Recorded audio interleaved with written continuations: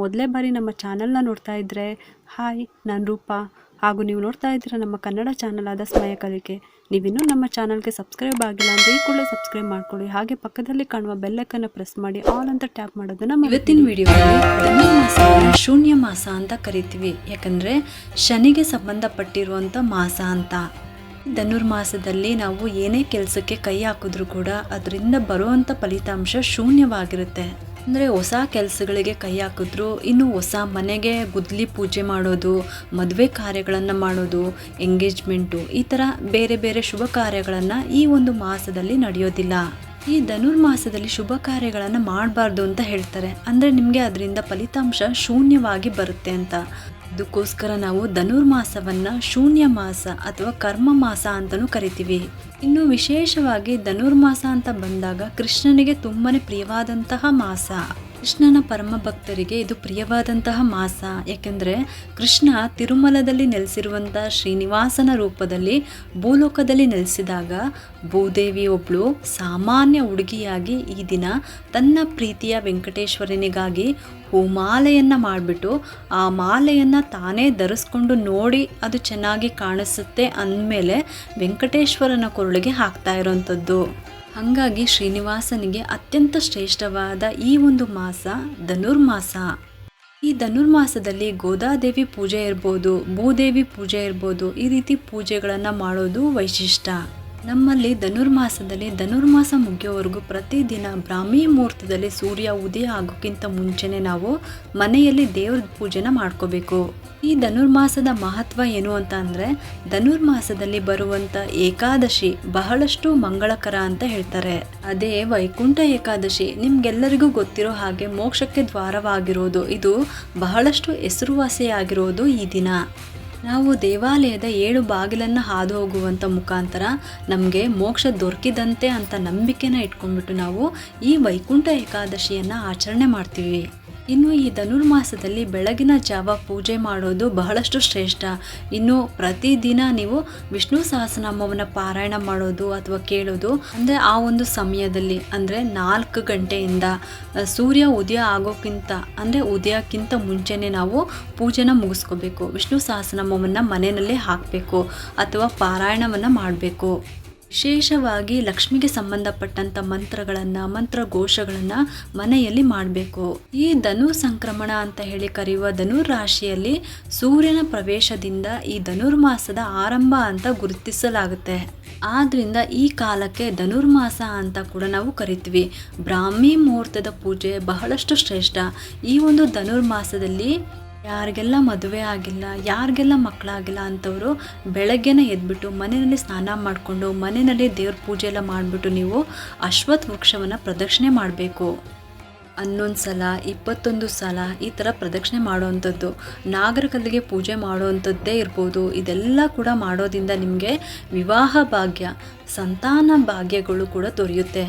ಈ ಮಾಸ ಧನುರ್ಮಾಸ ತುಂಬಾ ಶ್ರೇಷ್ಠವಾದ ಮಾಸ.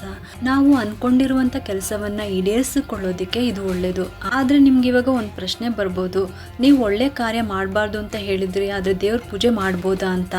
ಹೌದು, ಶೂನ್ಯ ಮಾಸ ಅಂತ ಬಂದಾಗ ಶುಭ ಕಾರ್ಯ ಮಾಡೋದಕ್ಕೆ ಬರೋದಿಲ್ಲ. ಆದರೆ ದೇವ್ರ ಪೂಜೆಗೆ ಯಾವುದೇ ರೀತಿಯ ರೂಲ್ಸು ಅಥವಾ ರೆಗ್ಯುಲೇಷನ್ಗಳು ಇರೋದಿಲ್ಲ. ಯಾವ ಮಾಸದಲ್ಲೂ ಕೂಡ ದೇವ್ರ ಪೂಜೆಗೆ ಯಾವುದೇ ರೀತಿ ರೂಲ್ಸ್ಗಳು ಇರೋದಿಲ್ಲ. ನಾವು ಆ ರೀತಿ ಶೂನ್ಯ ಮಾಸ ಅಥವಾ ಕರ್ಮ ಮಾಸ ಅಂದಾಗ ಇನ್ನೂ ಹೆಚ್ಚಾಗಿ ನಾವು ಪೂಜೆ ಪುನಸ್ಕಾರಗಳನ್ನು ಮಾಡಲೇಬೇಕು. ಹಾಗಾಗಿ ಧನುರ್ಮಾಸದಲ್ಲಿ ಬರುವಂಥ ವಿಶೇಷ ಹಬ್ಬಗಳು ಕೂಡ ನಾವು ಆಚರಣೆ ಮಾಡ್ತೀವಿ. ಇನ್ನೊಂದು ವಿಶೇಷ ಏನಂದರೆ, ಮಾರ್ಗಶೀರ್ಷ ಮಾಸದಲ್ಲಿ ಯಮುನಾ ನದಿ ಸ್ನಾನ ಮಾಡೋದು. ಯಮುನಾ ನದಿ ಸ್ನಾನ ಮಾಡೋದ್ರಿಂದ ನಮ್ಮೆಲ್ಲ ಪಾಪಗಳು ನಾಶವಾಗುತ್ತೆ ಅಂತ ಹೇಳ್ತಾರೆ. ಮಾರ್ಗಶೀರ್ಷ ಮಾಸದಲ್ಲಿ ಒಬ್ಬ ವ್ಯಕ್ತಿ ಯಮುನಾ ನದಿ ಸ್ನಾನ ಮಾಡೋದ್ರಿಂದ ತನ್ನ ಎಲ್ಲ ಪಾಪಗಳಿಂದ ಮುಕ್ತಿಯನ್ನು ಹೊಂದಬಹುದು ಅಂತ ಹೇಳಿಬಿಟ್ಟು ಶ್ರೀಕೃಷ್ಣ ಗೋಪಿಕೆಯರಿಗೆ ಹೇಳಿದ್ದು. ಹಾಗಾಗಿ ಮಾರ್ಗಶೀರ್ಷ ಮಾಸದಲ್ಲಿ ನದಿ ಸ್ನಾನಕ್ಕೆ ಅಷ್ಟೇ ಮಹತ್ವ ಇದೆ. ಇನ್ನು ಧನುರ್ಮಾಸದಲ್ಲಿ ಮುಂಜಾನೆ ಮಾಡುವಂಥ ವ್ರತ ಅಂದರೆ ಅದು ಕಾತ್ಯಾಯಿನಿ ವ್ರತ. ಶ್ರೀಕೃಷ್ಣ ಪರಮಾತ್ಮನನ್ನ ಪತಿಯಾಗಿ ವರಿಸ್ಕೋಬೇಕು ಅಂತ ಗೋಪಿಕೆಯರೆಲ್ಲರೂ ಸೇರಿ ಈ ವ್ರತವನ್ನು ಮಾಡ್ತಾ ಇರ್ತಾರೆ. ಅಂತ ಪರಮಾತ್ಮನನ್ನೇ ದೊರಕಿಸಿ ಕೊಡುವಂಥ ಪುಣ್ಯ ಮಾಸ ಈ ಧನುರ್ಮಾಸ. ಇನ್ನು ವಿಶೇಷವಾಗಿ ಧನುರ್ಮಾಸದಲ್ಲಿ ದೇಗುಲದಲ್ಲಿ ಅಂದರೆ ದೇವಸ್ಥಾನದಲ್ಲೂ ಕೂಡ ಬಹಳಷ್ಟು ಆಚರಣೆಯನ್ನು ಮಾಡ್ತಾ ಇರ್ತಾರೆ. ವಿಜೃಂಭಣೆಯಿಂದ ಪೂಜೆ ಪುನಸ್ಕಾರಗಳನ್ನು ಮಾಡ್ತಾರೆ. ಸಾಮಾನ್ಯವಾಗಿ ಈ ಧನುರ್ಮಾಸ ಅಂದರೆ 8 ಗಂಟೆಯಿಂದ 9 ಗಂಟೆ ಅಷ್ಟರಲ್ಲಿ ದೇವಸ್ಥಾನದ ಎಲ್ಲ ಬಾಗಿಲುಗಳನ್ನು ಹಾಕ್ಬಿಡ್ತಾರೆ. ಯಾಕಂದರೆ ಬೆಳಗ್ಗೆನೆ ಅಭಿಷೇಕ ಪೂಜೆ ಎಲ್ಲನೂ ಕೂಡ ಮಾಡಿರ್ತಾರೆ. ಹಾಗಾಗಿ ಈ ಧನುರ್ಮಾಸದಲ್ಲಿ ವಿಶೇಷವಾಗಿ ಕಾತ್ಯಾಯನಿ ಪೂಜೆ ಮಾಡೋದ್ರಿಂದ ವಿವಾಹ ಭಾಗ್ಯ ಕಂಕಣ ಭಾಗ್ಯ ಅನ್ನುವಂಥದ್ದು ಕೂಡಿ ಬರುತ್ತೆ. ಇನ್ನು ಕಾತ್ಯಾಯನಿ ಮಂತ್ರವನ್ನು ಜಪ ಮಾಡೋದ್ರಿಂದ ಬಹಳಷ್ಟು ಒಳ್ಳೆಯದು. ಇನ್ನು ಧನುರ್ಮಾಸದ ಬ್ರಾಹ್ಮಿ ಮುಹೂರ್ತದಲ್ಲಿ ಎದ್ದು ಸ್ನಾನ ಮುಗಿಸ್ಕೊಂಡು ಸೂರ್ಯೋದಯಕ್ಕಿಂತ ಮೊದಲೇ ದೇವ್ರ ಪೂಜೆನ ಮುಗಿಸ್ಕೋಬೇಕು. ಆಕಾಶದಲ್ಲಿ ನಕ್ಷತ್ರಗಳು ಕಾಣಿಸುವ ಮೊದಲು ಪೂಜೆ ಮಾಡಿದ್ರೆ ಶ್ರೇಷ್ಠ ಅಂತಾರೆ. ಆಮೇಲೆ ಮಾಡೋದು ಮಧ್ಯಮ ಫಲ ಅಂತ ಹೇಳ್ತಾರೆ. ಸೂರ್ಯೋದಯದ ನಂತರ ಪೂಜೆ ಮಾಡಿದ್ರೆ ನಿಮಗೆ ಏನೂ ಫಲ ಸಿಗೋದಿಲ್ಲ, ಅಂದರೆ ಧನುರ್ಮಾಸದ ಫಲ ಇಲ್ಲ ಅಂತ ಅರ್ಥ. ಧನುರ್ಮಾಸದ ಫಲ ನಿಮಗೆ ಬೇಕು ಅಂತ ಹೇಳಿದ್ರೆ ನಕ್ಷತ್ರಗಳು ಕಾಣಿಸೋ ಮೊದಲೇ ನೀವು ಪೂಜೆ ಮಾಡೋ ಅಂಥದ್ದು ಅತ್ಯಂತ ಶ್ರೇಷ್ಠವಾದದ್ದು.